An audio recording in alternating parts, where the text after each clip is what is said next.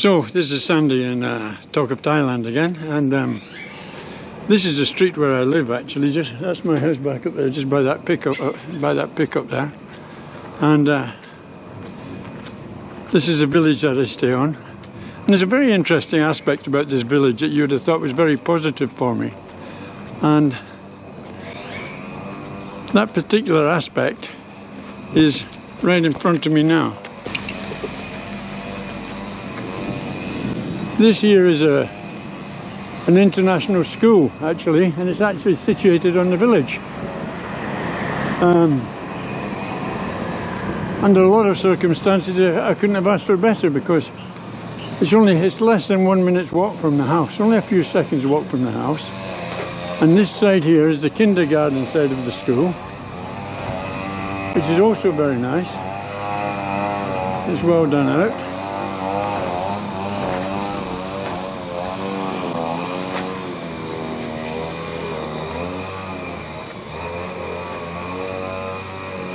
Perfect for a kindergarten. And this is the main school. It's not a very big school.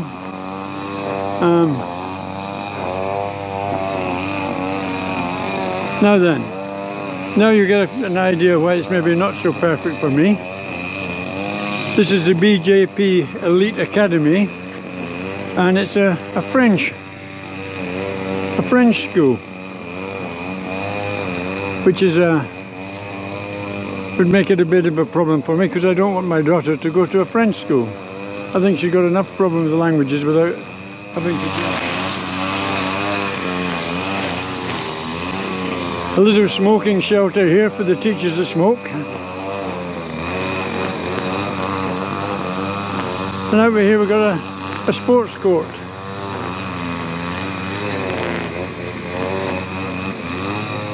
Which was built by the school. And that's a nice facility for the little school here. When we moved in here several years ago, I think about 6-7 years ago now, the school was fairly busy, not full but fairly busy, but I've noticed of late it's very quiet. Well, it's very quiet now because it's closed because of the pandemic, of the COVID thing. We've got a small football field here. Actually, this park here is our main recreation park for the village, and they put these football stadiums up, and it used to be used quite regularly by kids in the village. They'd come down in the evening and play football here, but this school has said they cannot use their goalposts. How pathetic, huh? So anyway, the point of this video today is education actually, and that's why I'm talking about this school. You know, I had an interesting situation a few weeks ago when I was down on the beach, and some Thai woman was down playing with her children at the water's edge where my daughter was, and when they finished playing, this Thai woman came up to me and she said, you know, she said, your daughter speaks perfect Thai. She said, very, very good. She says, I'm more than impressed. Well, I didn't really fully understand that at the time, because my wife is Thai, and of course my daughter should speak Thai. But that got me thinking about a lot of people I know around here and the problems they have with education. And if you're interested, there is a lot of problems people have with education here in Thailand, and perhaps if you want to know more, you should keep watching this video and I'll tell you what I'm thinking. I'm sorry about them grass cutting in the background just now, but...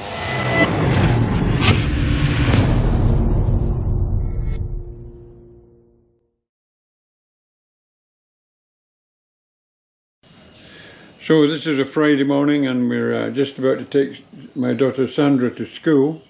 Today is she has a different uniform on today. It seems like they only wear school uniform 3 days of the week, and then another day she has a Chinese uniform, and this is like a Thai uniform today. Just gives them a variation. So we're going to go and have a look at the school now.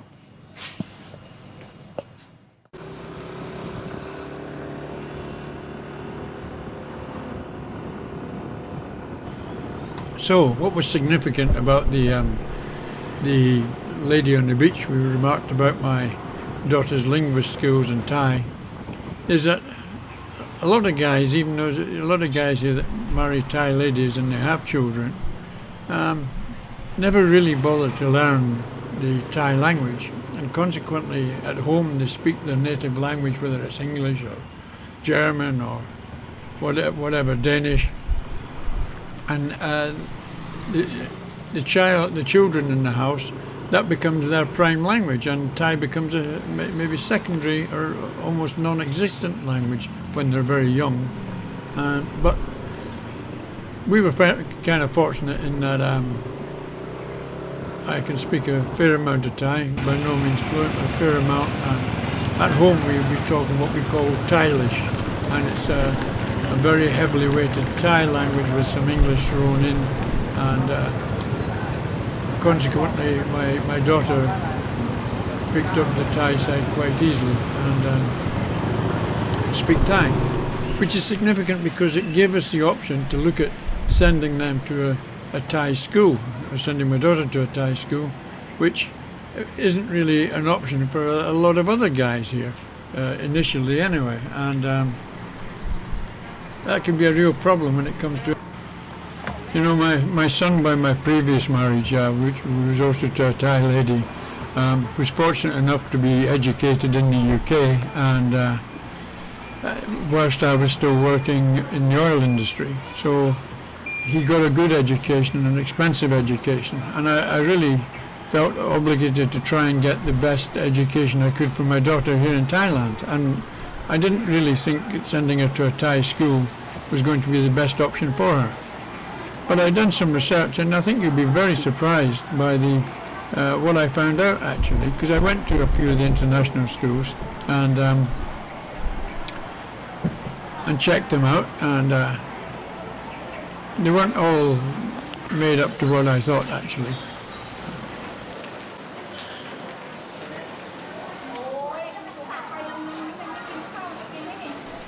So when my wife was young, her prime language was actually Khmer. Although she lived in Thailand, she lived in Isan, close to Cambodia, and people in that area spoke Khmer, which is the Cambodian language. But when she went to school, she had to study in Thai, so consequently when she finished school, she was bilingual in speaking both Thai and Khmer.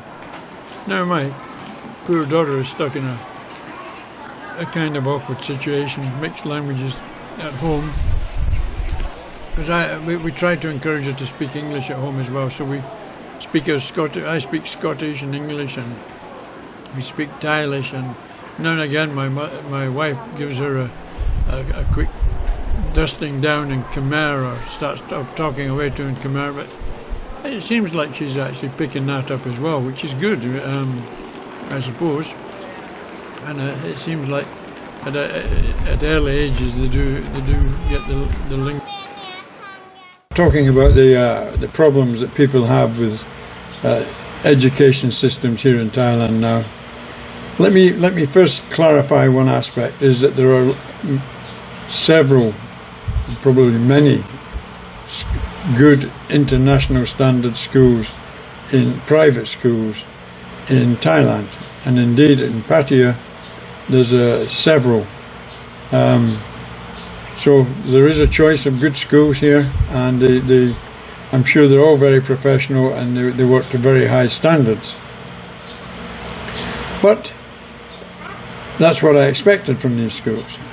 What I didn't expect was the standards that some Thai schools could operate at. And I'll come back to that in a moment. But so why is there a problem here? Well, in the 90s, when I worked here, then many people that were working out here and had their families here also, they got education allowances for the children, and therefore sending them to international schools here was not a problem, and it was paid for by the companies. Now, please understand that these international schools are expensive, very expensive. Ranging from about 400,000, which is £10,000 a year, up to £25,000 a year, in scholar fees, and then you've got all sorts of additions on top of that as well: transport, uniforms, school books, sports, many add-ons to that. So you can understand it is an expensive system, and I felt I owed it to my daughter to try and see what could be available and what I could afford. And I went to visit one or two, and a few things surprised me. Is that these schools, which I know only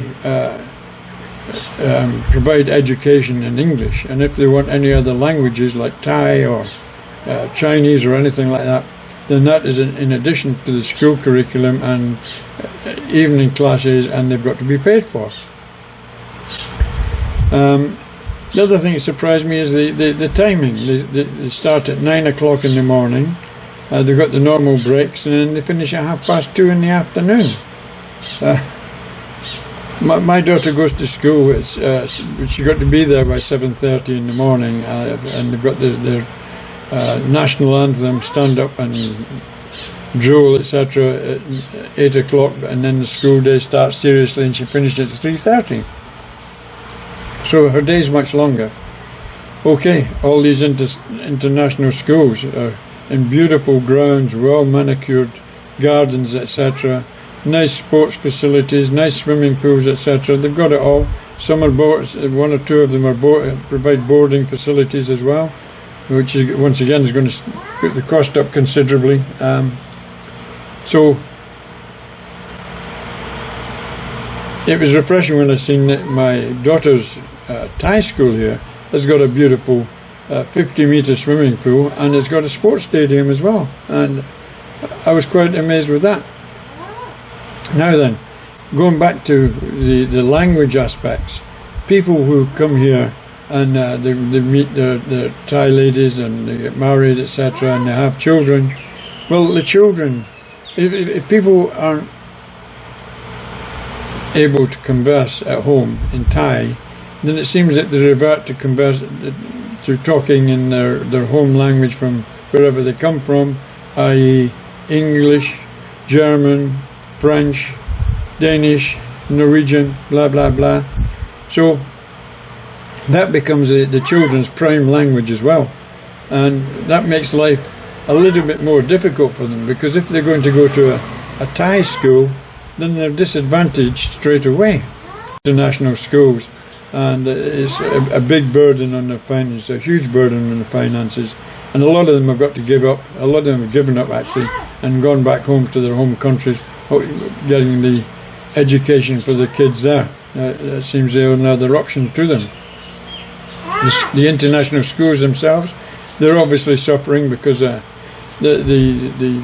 attendees are down, and I'm surprised that so many actually still manage to exist actually. My recommendations would be that if you're here and you're married to a Thai and your retirement or marriage visa here, then you've got kids, look at the Thai schools, because they are I think they're a good option. They seem to have quite good standards there, and I think they point your children in the right direction.